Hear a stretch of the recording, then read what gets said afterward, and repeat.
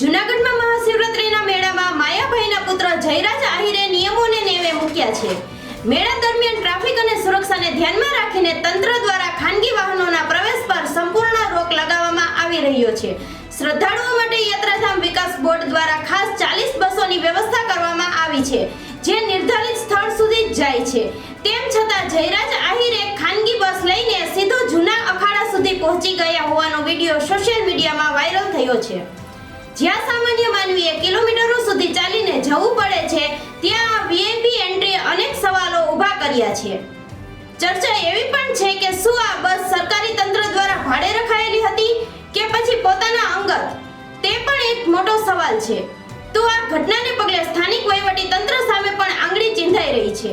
તો મોટો સવાલ એ છે કે પોલીસના ચુસ્ત બંદોબસ્ત અને ચેકપોસ્ટ હોવા છતાં તંત્રની મીઠી નજર વગર આ બસ તળેટી સુધી પહોંચી કેવી રીતે? ઘટનાની ગંભીરતાને જોતા જૂનાગઢ કલેક્ટરે તાત્કાલિક તપાસના આદેશ આપ્યા છે। વહીવટી તંત્ર પોતે જ શંકાના દાયરામાં હોવાથી હવે આ તપાસ સત્ય બહાર આવશે કે પછી મામલો થાળે પડી દેવાશે, તેના પર સૌની નજર છે। ભવનાથ મહાશિવરાત્રીના મેળામાં આપણે જોઈએ કે જે આ વખતે નાના નાના લોકો છે, જે યાત્રિકો છે, જે વૃદ્ધો છે, જે મહિલાઓ છે, એમના માટે ગિરનાર દરવાજાને ભરડા વાવથી પ્રવેશ બંધ છે।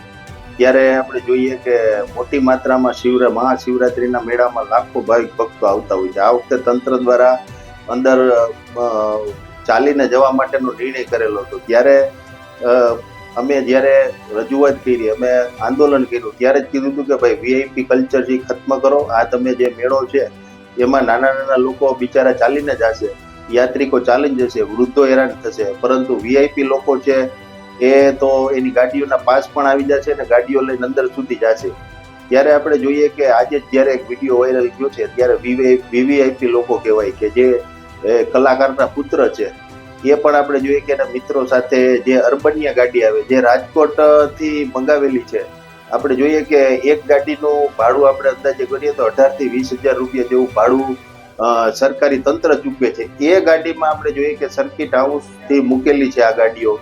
એ ગાડીઓમાં આપણે જોઈએ કે કલાકારોના પુત્ર છે એ જઈ રહ્યા છે, એ એના મિત્રો સાથે જઈ રહ્યા છે, વિડીયો પણ વાયરલ કર્યો છે। ત્યારે આપણે જોઈએ કે હવે તંત્ર અને કલેક્ટર શું પગલાં લે છે, શું કહે છે। એક બાજુ હર્ષભાઈ સંઘવી એવું કહે છે જાહેર મંચ ઉપર ભવનાથથી કે વીઆઈપી કલ્ચર આ મેળામાં નહીં ચાલે, અમે ખત્મ કર્યું છે। તો વીવીઆઈપી લોકો કઈ રીતના કલાકારોના પુત્ર, અધિકારી તથા પદાધિકારીઓ તથા ભાજપના નેતાઓ, એમના પરિવારજનો એ કેમ મેળામાં અર્બનિયા ગાડીમાં, એસી ગાડીમાં પડદા રાખી અને આરામથી જાય છે? આજે તો ઠીક આપણે વિડીયો સામે આવ્યો, પરંતુ આપણે જોઈએ કે આવી રીતના રોજે રોજ મેળામાં જે અધિકારીઓ છે, જે પદાધિકારીઓ છે, જે ભાજપના નેતાઓ છે, ભાજપના કાર્યકર્તાઓ છે, મોટી સંખ્યામાં અર્બનિયા ગાડીમાં આ રીતના મેળામાં જાય છે અને બિચારા સામાન્ય યાત્રિકો છે એમને આપણે જોઈએ કે મજેવડી દરવાજાની આગળ જે જેલ રોડ છે, જે જેલ છે, જેલની જગ્યા છે, ત્યાંથી ગાડીઓ રખાવી ઠેઠ ત્યાંથી ચાલીને ઠેઠ જવું પડે છે, જે 8 થી 10-12 કિલોમીટરનું અંતર છે। જે ગરીબ માણસો આવે છે મેળામાં, પરંપરાગત રીતે આવે છે, ત્યારે વીઆઈપી લોકો જે છે વીઆઈપી ગાડીઓમાં, એસી લક્ઝરિયસ ગાડીઓમાં સરકારી તંત્ર એમને જવા માટે આખી વ્યવસ્થા ગોઠવી દે અને નાના માણસો બિચારા છે, જે ગરીબ માણસો છે, જે મેળામાં યાત્રિકો આવે છે, જે આ મેળાનો કાયદેસરનો આનંદ માણવા આવે છે, એ લોકોને ગિરનાર દરવાજા અને મજેવડી દરવાજાથી ઠેઠ ચાલીને જવું પડે। આ ખરેખર બહુ ખૂબ દુઃખદ છે। અમે અગાઉ પણ કીધું હતું કે વીઆઈપી કલ્ચર ખરેખર મેળામાં ખુલ્યું છે।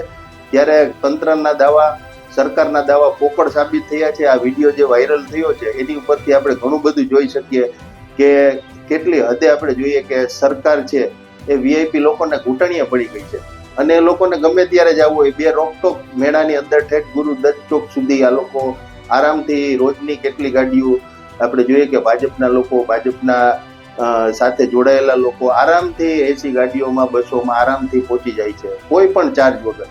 જ્યારે નાના નાના લોકો પાસે એસટી વિભાગ મોટી માત્રામાં આપણે જોઈએ કે આ વખતે ભાડા પણ વધારી દીધા છે। જ્યારે સરકારી તાઇફાઓ હોય, કાર્યક્રમો હોય, ત્યારે તમામને બસો મૂકીને ઘેરે ઘેરેથી લઈ જવામાં આવે છે।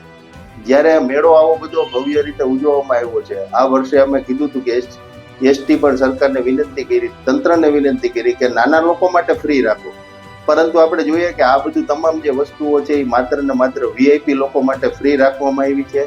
વીવીઆઈપી લોકો મેળામાં આરામથી માણી શકે અને નાના માણસો હેરાન થાય।